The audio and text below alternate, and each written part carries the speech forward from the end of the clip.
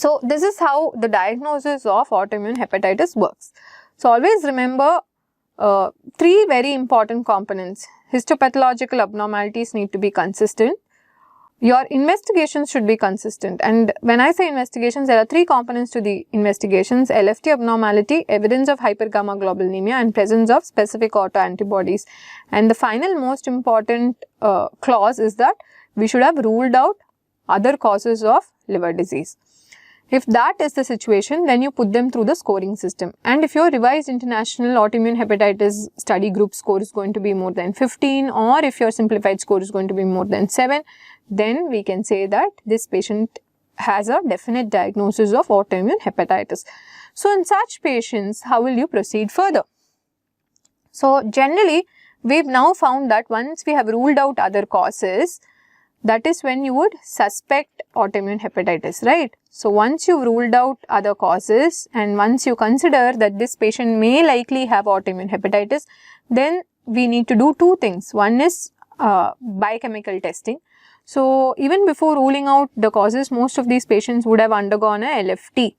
And liver biopsy, because it is invasive, we do not resort to it unless it is absolutely required. So when I say tests, we eventually boil down to the antibodies. So we will look at the antibodies and we are going to look at the liver biopsy.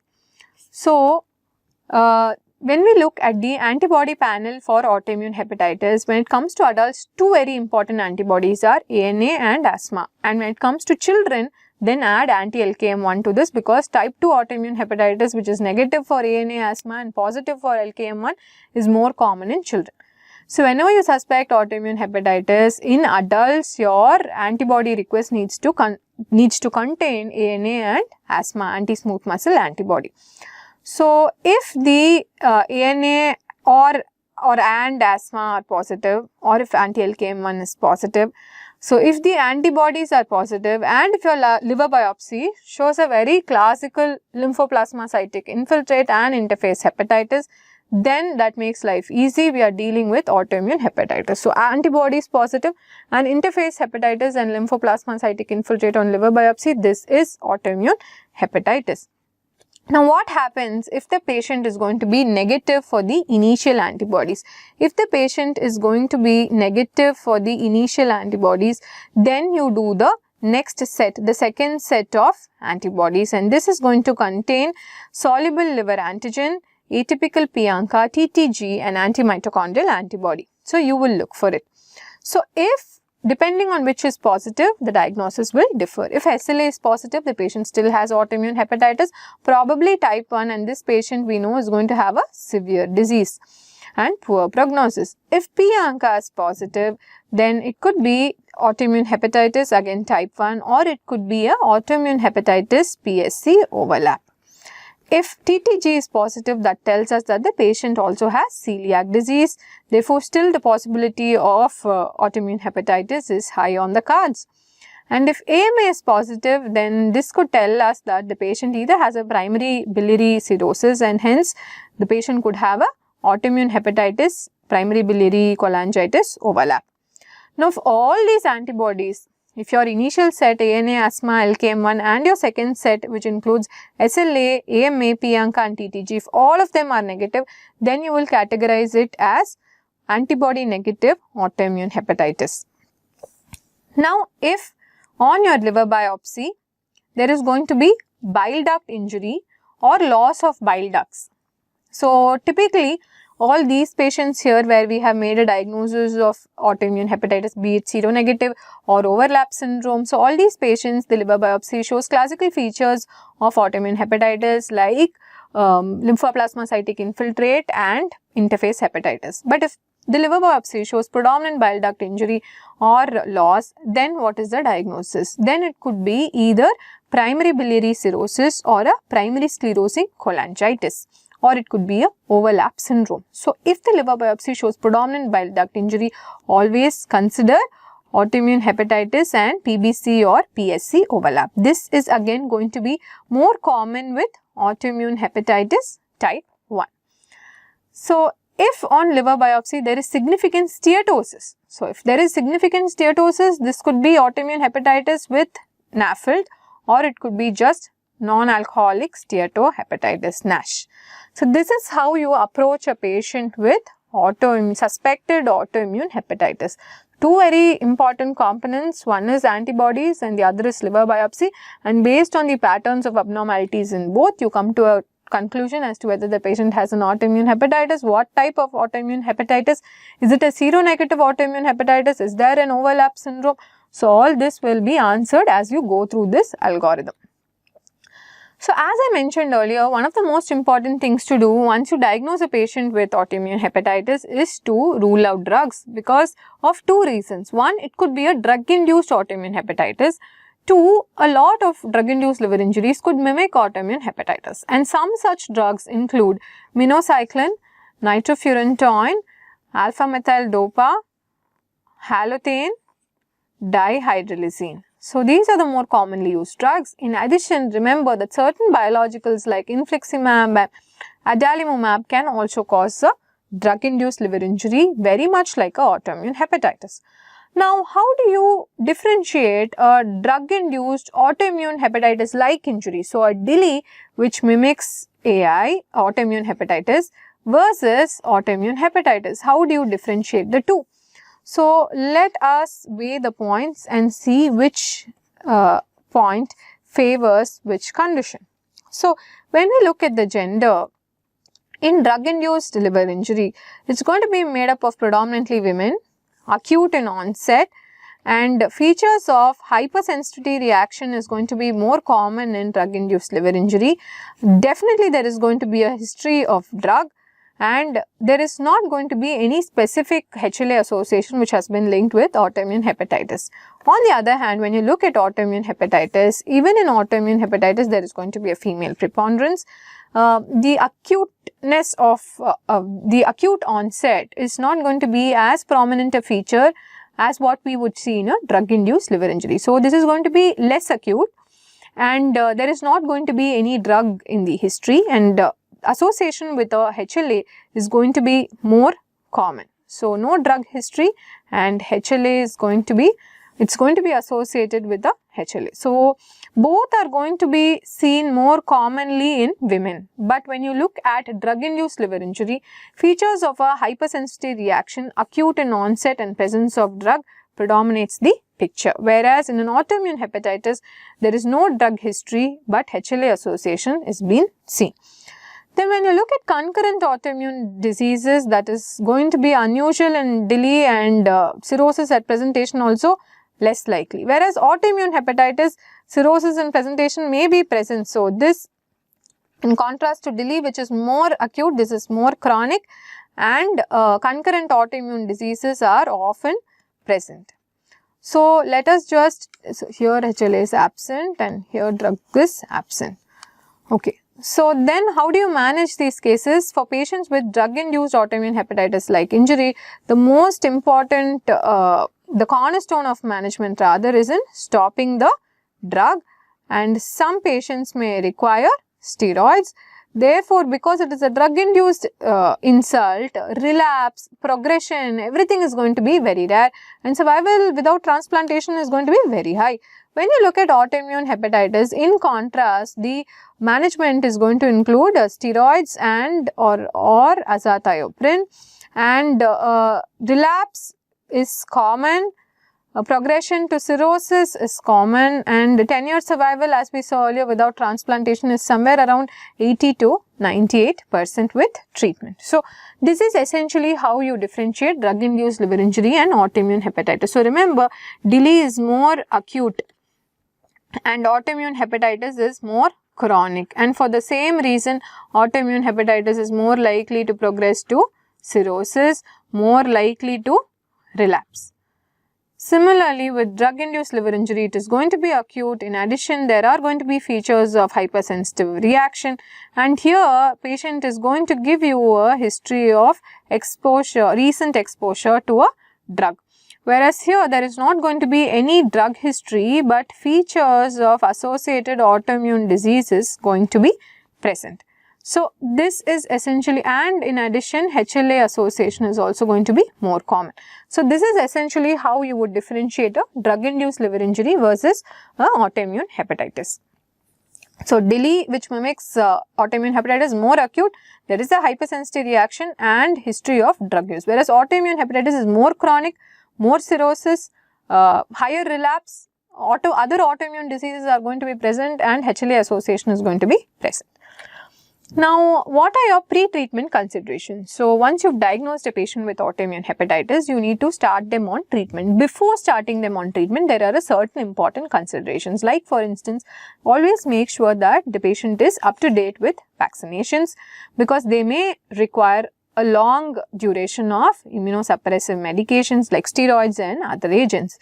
2, because we anticipate that they are going to be on long-term steroids, always make sure that you do a bone mineral density check every 2 to 3 years, and if there is evidence of osteoporosis, then we need to cover them with bisphosphonates. Similarly, and for the same reason, it may be a good idea to look at the vitamin D levels at least once a year and make sure that all these patients are going to be on calcium and vitamin D supplements. In addition, it may also be a good idea to assess these patients for metabolic syndrome once a year, as we are looking at long-term steroids. For patients who are planning to become pregnant, preconceptional counseling is very important, and remember that irrespective of whether the patient is on treatment or not, there is always a possibility for a postpartum flare, and the patient needs to be educated about it, and this is highest in the first 6 months postpartum. So, before starting treatment, whenever you are considering initiation of azathioprine, remember to do a TMPT levels. And for patients particularly with a previous hepatitis B infection, whenever you are planning to put the patient on high dose glucocorticoids or other immunosuppressants, remember that this disease could get reactivated. So, these patients need close monitoring of markers and preemptive antiviral therapy. So, moving on, we'll look at the drugs which are safe for use in pregnancy. So, one look at this slide and we're able to see that most of these drugs are harmful in pregnancy. So, octreotide does not seem to cause any harm. Lactulose seems to be fairly safe. Rifaximin seems to be fairly safe. But when we look at the immunosuppressant data, corticosteroids, very inconsistent association with cleft abnormalities. So, by and large, they've been deemed to be safe. And azathioprine, but for the risk of premature birth, there is no other teratogenic effects noted. And therefore, relatively, when compared to the other immunosuppressants available, azathioprine seems to be a safe choice. So, most often in pregnancy or when patients are planning a pregnancy, these patients are going to be put on steroids and or azathioprine, because that's what is safe during pregnancy. So, having understood the pre-treatment considerations, let us learn how to treat patients with autoimmune hepatitis. So, whenever we treat patients with autoimmune hepatitis, there is an induction regimen and then there is a maintenance regimen. Now, induction regimen has a relatively high dose of immunosuppression because you're going to try and induce remission, and once the patient achieves remission, then you're going to give them a maintenance therapy for at least 2 years, so that the remission that is achieved from the induction is maintained, is consistent, and it is continued. So, in patients with autoimmune hepatitis, you start induction with 0.5 to 1 mg per kg per day of steroids. So, usually for adults, you put them on prednisolone at a dose of 20 to 40 mg per day, and then you can about 2 weeks later, if the patient is better, if the response to steroids is good, and if there is adequate diagnostic clarity, we can add azathioprine after checking TPMT levels. So, after 2 weeks, we generally add azathioprine to offer good immunosuppression and to slowly attempt at taking the patient off steroids. So, once you start the patients on steroids, prednisolone 20 to 40 mg per day, plus or minus azathioprine, which can be given at doses of up to 150 mg per day, then what you do, you will do the laboratory tests every 2 weeks. And you will see if the transaminases return back to normal levels, if the IgG is returning back to normal levels, if your gamma globulin levels are better. So, you will assess the response at 4 to 8 weeks. So, at 4 to 8 weeks, what is a good biochemical response? So, once your liver function tests have started recovering, then, and if your IgG levels have started recovering to normal, that tells you that there is a good biochemical response. So, at 4 to 8 weeks of starting steroids and or azathioprine, you will start tapering prednisolone. So, until 4 to 8 weeks, your prednisolone goes on at the initial dose of 20 to 40 milligram per day. You will taper prednisolone by 5 to 10 milligram, and this tapering is done over the next 6 months. So, initial 4 to 8 weeks, this is what the patient is going to be on. Patient is going to be on prednisolone 20 to 40 milligram per day and or azathioprine. And after 4 to 8 weeks, if there is a good response, then you will plan on steroid taper. You will taper it to the minimum dose tolerated and the minimum dose without a reactivation or relapse. So, you will taper it to 5 to 10 milligram per day, and this taper happens over 6 months. So, what happens when there is no biochemical response? When there is no biochemical response, then you will reevaluate the diagnosis. Make sure that autoimmune hepatitis is what the patient is having, and you will consider second line drugs if you have a good diagnostic clarity. So, this is what you do. So, if there is no response at the end of 4 to 8 weeks, then you will reassess and reevaluate the diagnosis. If you are certain this is autoimmune hepatitis, then you will have to try second line drugs. So, what happens if the patient responds well? So, if there is a good biochemical response, as I said, you are going to continue the steroids and or the azathioprine for 6 months. So, and after 6 months, when you look at the laboratory reports, if your LFTs are normal, if your IgG level, your globulin level, if everything is going to be normal, that tells us that remission is achieved. Biochemical remission is achieved. So, once biochemical remission is achieved, it is enough, it is adequate if you can repeat the testing once in 3 to 4 months. So, 3 to 4 times in a year. And you can attempt withdrawing the steroid while continuing azathioprine. So, remember that for the initial 2 years, you will not attempt to stop immunosuppression in its entirety. So, if biochemical remission is achieved, you can continue the azathioprine but attempt to withdraw the steroids for 2 years. So, what happens beyond 24 months? Beyond 24 months, if there beyond 2 years, if there is good sustained biochemical remission, then you can attempt to withdraw immunosuppression in its entirety. So, within 2 years itself, for most patients, for most stable patients who are in remission, you would have already withdrawn steroids. Now, beyond 2 years, you will find that your patient is only on azathioprine, and if the patient is stable, if all the parameters are suggestive of a sustained biochemical remission, then you can withdraw the azathioprine. So, this is how you approach patient with autoimmune hepatitis. Okay, you start off with steroids, add azathioprine in 2 weeks, and after 4 to 8 weeks, you assess the response. If there is a good response, if there is a significant reduction of the transaminitis, reduction of the IgG levels, gamma globulin levels, then you will continue the azathioprine and you will start tapering the steroids. You will give a slow taper over 6 months. So, at the end of 6 months, the patient should only be on 5 to 10 milligram per day of prednisolone. If that is the case and you reassess and reevaluate, if the patient is still in biochemical remission, then you can attempt to take the patient off steroid and continue the azathioprine for 2 years. At the end of 2 years, if the patient has sustained remission, then we can actually attempt to withdraw the azathioprine. But remember that you rule out other conditions, for instance, pregnancy, where there could be a flare of the disease postpartum. In such instances, planning a withdrawal at that point may not be prudent. Now, how do you approach autoimmune hepatitis with cirrhosis? When you look at patients with cirrhosis, you start the patient on prednisolone. So, for induction, here again you start the patient on prednisolone at a dose of 20 to 40 milligram per day. Remember, for patients with cirrhosis, do not use budesonide. Similarly, for patients with decompensated chronic liver disease, do not use azathioprine.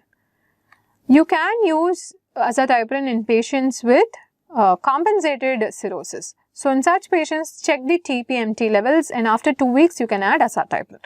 So, remember that in patients with cirrhosis, Azathioprine is going to be contraindicated in patients with decompensated chronic liver disease. So, in such patients only steroids. In patients with compensated cirrhosis, the initial induction plan is very similar to how we would treat a patient with autoimmune hepatitis without cirrhosis. And then what you do, the next plan of follow-up is also very similar. You will assess the response by 4 to 8 weeks. If there is a biochemical response, if your LFTs have shown decline, then you will plan a steroid taper over 6 months and you will continue the azathioprine. If there is no biochemical response, again you are going to re-evaluate the diagnosis and consider second line drugs. So, at 4 to 8 weeks of therapy is a very important evaluation. So, in that evaluation, only if there is response, you are going to continue your first line medications. If there is no response, you are going to consider second line agents. And then what happens once the patient is in remission, you will taper steroids over 6 months, and after 6 months if remission is sustained, you will stop steroids and you will continue the azathioprine for 2 years, and after 2 years you will try to withdraw azathioprine. So, essentially the treatment of autoimmune hepatitis with cirrhosis is very similar to the treatment of autoimmune hepatitis alone without cirrhosis. So, only a few caveats. One is that we should not use budesonide in patients with cirrhosis. Two is that whenever you are planning to use azathioprine is contraindicated in patients with decompensated cirrhosis. So, always look for features of decompensation. Make sure your patient only has a compensated cirrhosis before starting the patient on azathioprine. Only these two things. Now, let's look at how we would handle a patient with an acute severe autoimmune hepatitis. If you remember from my definitions earlier, acute severe autoimmune hepatitis has two facets. So, jaundice may be present or coagulopathy may be present, but what is absent? Hepatic encephalopathy is absent. Once hepatic encephalopathy sets in, this is an acute liver failure. So, in patients with an acute severe autoimmune hepatitis, do not use budesonide. Do not use azathioprine. What can you use? You can use prednisolone. So, please look at the dose. The dose is much higher than what you would use for autoimmune hepatitis alone or with or without cirrhosis. And or you can use an IV steroid. And your laboratory testing needs to be more frequent. So, beyond that, what you do is you will assess response at 1 to 2 weeks. So, at 1 to 2 weeks, you will see if there is a biochemical response or not. If there is a response, you will slowly taper the prednisolone and you will consider azathioprine only after cholestasis has resolved. So, that means only after resolution of jaundice will you consider azathioprine.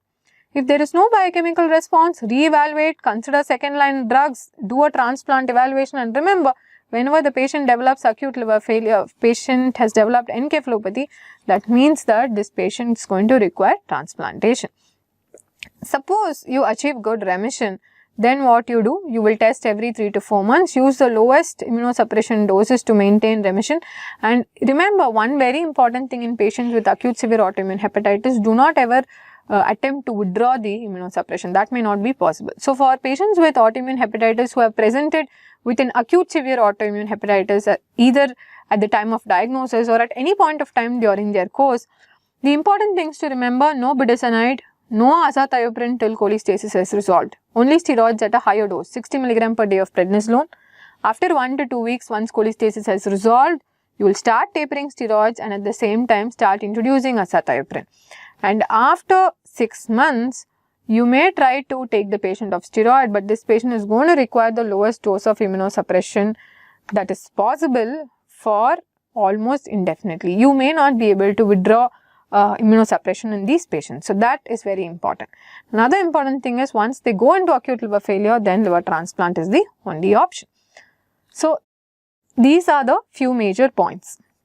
Now, having covered this, we looked at the algorithm and we learnt that the first line of management of patients with autoimmune hepatitis is steroids followed by azathioprine. And after 6 months, you would plan on taking the patient off steroids and keeping the azathioprine and then withdrawing the azathioprine after 2 years of biochemical remission.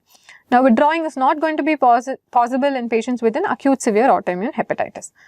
Now, in patients where there is no biochemical response at the end of 4 to 8 weeks, when patients have autoimmune hepatitis with or without cirrhosis, when there is no biochemical response at 4 to 8 weeks, that is when you would consider second line. Similarly, in patients with an acute severe autoimmune hepatitis. When there is no response after 1 to 2 weeks of steroids, that is when you would consider second line. And what are the second line drugs? The second line drugs are mycophenolate mofetil and tacrolimus, and between the two, studies have shown that mycophenolate mofetil is the more preferred drug.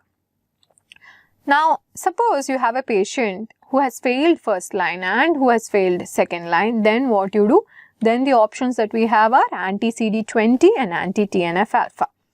So, for patients with overlap syndromes, like what we just saw, PBC, PSC overlap, for such patients, addition of UDCA to either first line or second line or third line, depending on whatever the patient is on, may be a good idea. Then treatment withdrawal. As we saw earlier, when would you attempt treatment withdrawal? Only after 2 years of remission do you attempt treatment withdrawal, and this is not going to be possible in patients with an acute severe autoimmune hepatitis. So, relapse.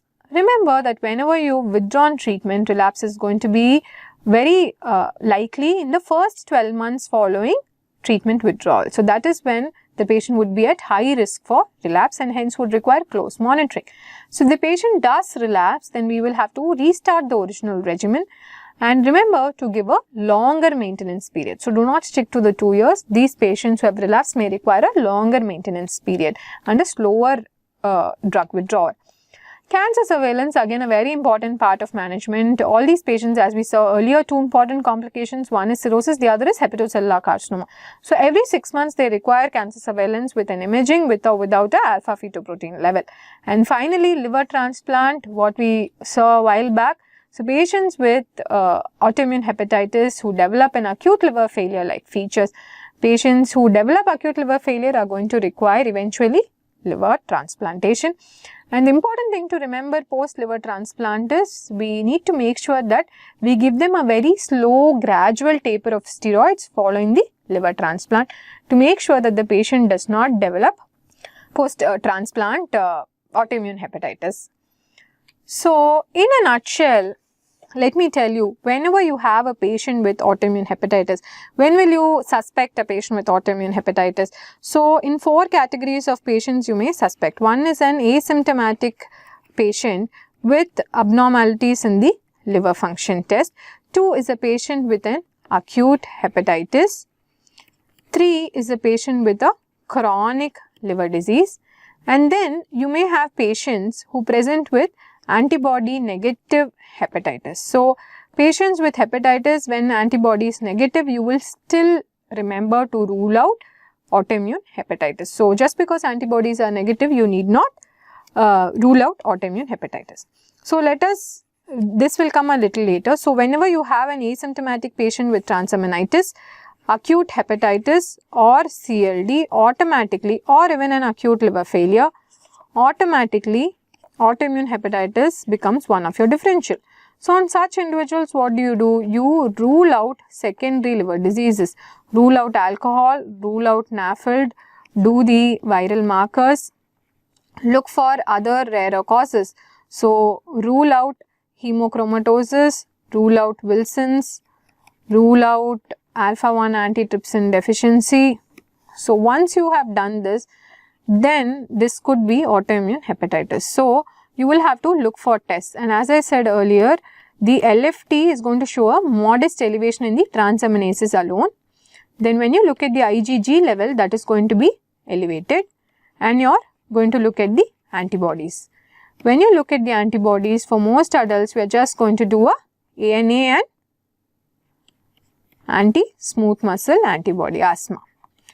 If this is going to be positive, in addition to typical histopathological features, then that makes life easy. This patient has autoimmune hepatitis. Another important thing here is, which I did not mention, you will also rule out drugs. Very, very important. So, suppose antibodies are negative, but still the patient has consistent histopathology. This patient could still have a seronegative autoimmune hepatitis, which can be seen in up to 20% of patients with autoimmune hepatitis. So, this is how you diagnose. So, remember that in addition to this, there may be overlap syndromes. There may be overlap with either primary biliary cirrhosis or primary sclerosing cholangitis, or it can coexist with NAFLD. Now, once you've diagnosed autoimmune hepatitis, how do you manage them? So, whenever the patient has autoimmune hepatitis, you're going to start them on steroids. So, you will start them on prednisolone at a dose of 20 to 40 milligram per day, and then you will add, after 2 weeks, you will add azathioprine. And what do you do after 4 to 8 weeks? You would look at the response. So, if there is a response, then you will taper steroids over 6 months. Then you will continue azathioprine for at least 2 years. So, beyond 6 months, you can, once the patient is doing well on 5 to 10 milligram of prednisolone per day, you can attempt stopping. You will keep the azathioprine for at least 2 years, and then you will attempt stopping azathioprine. The only difference is that if the patient has cirrhosis, you will not use budesonide. In decompensated chronic liver disease, you will not use azathioprine. This is the most important thing that we need to remember if the patient has autoimmune hepatitis related cirrhosis. Now, suppose at 4 to 8 weeks there is no response. At 4 to 8 weeks there is no response, then you will consider second line drugs.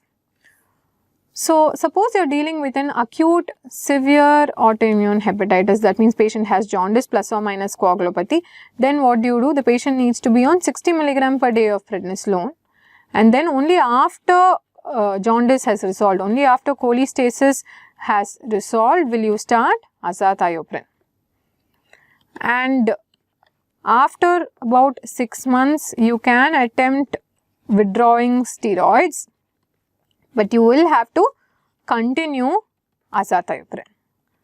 So, remember that whenever you treat a patient with autoimmune hepatitis, your first line drugs are going to include steroids first, followed by azathioprine. If there is no response at 4 to 8 weeks or at 1 to 2 weeks when the patient has an acute severe autoimmune hepatitis, your second line is going to be mycophenolate and tacrolimus. Mycophenolate is better than tacrolimus. If still there is no response, then your third line is going to be anti-TNF and anti-CD20. So, this is how you approach patients with autoimmune hepatitis. I hope this session has given some clarity, and I hope this session has been helpful. Thank you. This is Dr. Adhiti for RAAONLINE.